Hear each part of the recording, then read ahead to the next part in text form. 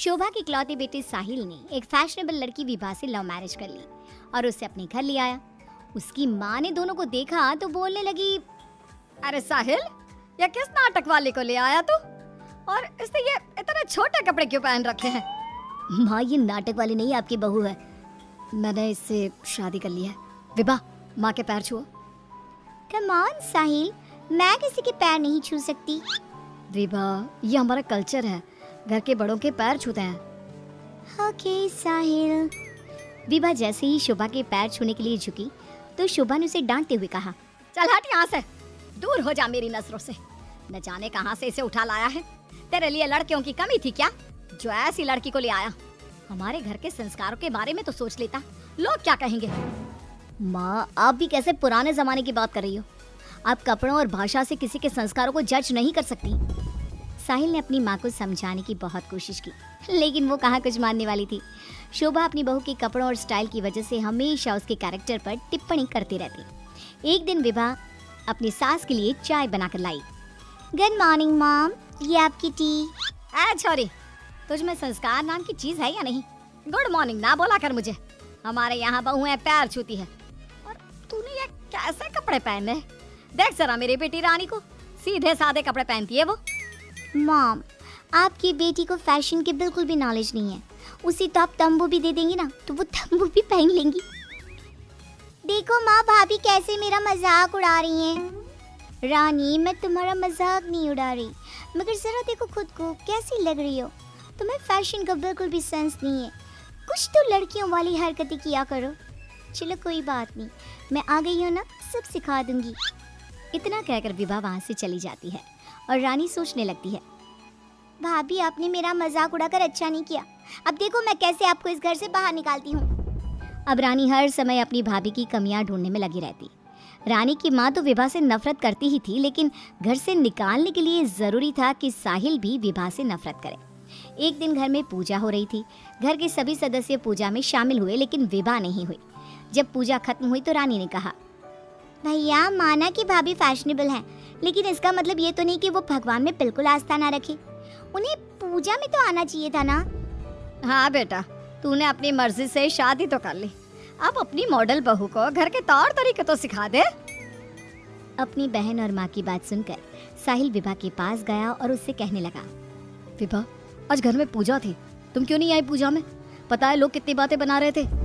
My dear husband, इतना गुस्सा क्यों हो रहे हो? जरूरी नहीं कि भगवान को खुश करने के लिए पूजा में शामिल होना पड़े।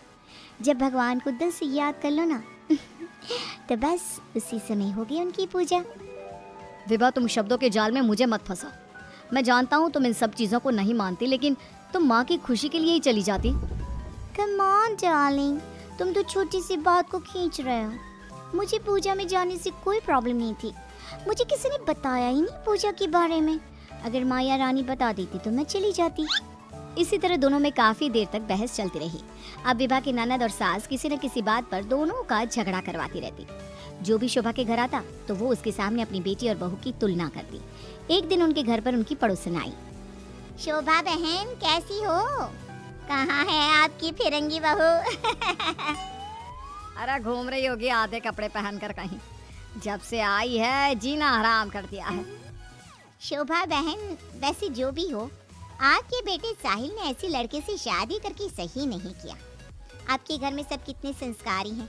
आपने अपनी खुद की बेटी की कितनी अच्छी परवरिश की है, और आपकी बहू, उसके तो पूरे मोहल्ले में चर्चे हैं। हाँ बहन, बात तो सही कह रही हो। एक मेरी बहू है जिसे ना बात करने का तरीका आता है, ना कपड़े पहनने की तमीज है, और एक मेरी बेटी है, संस्कारी, सुंदर, सुशील, सर्वगुण संपन्न है मेरी बेटी। आप तो जल्द से जल्द बस अपनी बेटी की शादी करने के बारे में सोचो। कहीं ऐसा ना हो कि आपकी बहू के चक्कर में आपकी बेटी से कोई शादी ही ना करे। पड़ोसन की बात शोभा के दिमाग में बैठ जाती है और वो रानी के लिए रिश्ता ढूंढना शुरू कर देती है। एक दिन शोभा की तबीयत अचानक खराब हो जाती है। माँ, क्या हो गया है आपको? आप दिन भर अपने कमरे में लेटी क्यों रहती हो? अरे पता नहीं बेटी क्या हो गया है, कई दिन हो गए बुखार आ रहा है। माँ, आपको डॉक्टर के पास जाना चाहिए, ऐसे तो आपकी हेल्थ खराब होती जाएगी। ओ अंग्रेजन, अपनी अंग्रेजी अपने पास रख। माँ किसी डॉक्टर के पास नहीं जाएगी। मैं अभी माँ को काढ़ा बना कर देती हूँ, माँ बिल्कुल ठीक हो जाएंगी। लेकिन रानी, डॉक्टर ब्लड टेस्ट करके बता देगा कि मॉम का फीवर क्यों नहीं उतर रहा। इसी तरह कई दिन हो गए। शोभा का बुखार उतरने का नाम नहीं ले रहा था और रानी उन्हें डॉक्टर के पास जाने नहीं दे रही थी। एक दिन विभा रानी को बिना बताए शोभा को डॉक्टर के पास ले गई। शोभा को 4-5 दिन हॉस्पिटल में रहना पड़ा। इसी बीच विभा ने अपनी सास की बहुत देखभाल की, लेकिन रानी एक बार भी अपनी माँ से मिलने नहीं आई। बहू, मेरी इतनी ज़्यादा तबीयत खराब थी, लेकिन रानी मुझसे एक बार भी मिलने नहीं आई। डोंट वरी मॉम, घर में कोई नहीं है ना, तो वो घर में ही रहती है। अब डॉक्टर ने बोला है कि आप घर आ सकती हैं, तो आप ज़्यादा सोचिए मत। अब शोभा को पहली बार अपनी बेटी और बहू के संस्कारों के बीच का अंतर पता चला। शोभा अपनी बहू को प्यार करने लगी। एक दिन शोभा ने विभा से कहा, बहू, आज शाम को लड़के वाले रानी को देखने आ रहे हैं। रानी और तुम बाजार चली जाओ, खाने का कुछ सामान और रानी के लिए अच्छी सी साड़ी लेकर आना। माँ, मैं भाभी के साथ नहीं जाऊंगी। वो साड़ी दिलाने की जगह कोई स्कर्ट या जींस दिलाकर ले आएंगी। बहू, तो इसे साड़ी ही दिलाकर लाना, ठीक है? Okay mom. रानी और विभा मार्केट के लिए निकल जाती हैं, लेकिन रास्ते में बहुत ट्रैफिक था। पूछने पर पता चला कि एक कार का एक्सीडेंट हो गया है। विभा और रानी ने कार के पास जाकर देखा तो एक लड़का बहुत बुरी तरह से जख्मी पड़ा था। कोई उसकी मदद नहीं कर रहा था। लोग खड़े होकर बस तमाशा देख रहे थे। विभा ने उस लड़की की मदद करना चाहा तो रानी ने उसे रोकते हुए कहा, भाभी, ये क्या कर रही हो? जब कोई इसकी मदद नहीं कर रहा तो हम क्यों करें? रानी, ये क्या बोल रही हो तुम? अगर हमने इसकी हेल्प नहीं करी तो ये मर सकता है। लेकिन भाभी, पुलिस का झंझट कौन संभालेगा? पुलिस उल्टा हमसे ही सवाल जवाब करेगी। वो सब बाद में देखेंगे, पहले इसे हॉस्पिटल पहुंचाते हैं। विभा और रानी उस लड़के की जान बचा लेती हैं और उन्हें घर आने में देर हो जाती है। शोभा उनसे पूछती है, तुम दोनों को इतनी देर क्यों हो गई आने में? देखो, शाम होने वाली है, लड़के वाले किसी भी समय आते होंगे। माँ, आपकी लाडली बहू की वजह से देर हो गई। मुझे आज पता चला भाभी को समाज सेवा का शौक भी है। रानी ने पूरी बात अपनी माँ को बता दी। शोभा ने बहू को डांटने की जगह उसकी तारीफ की।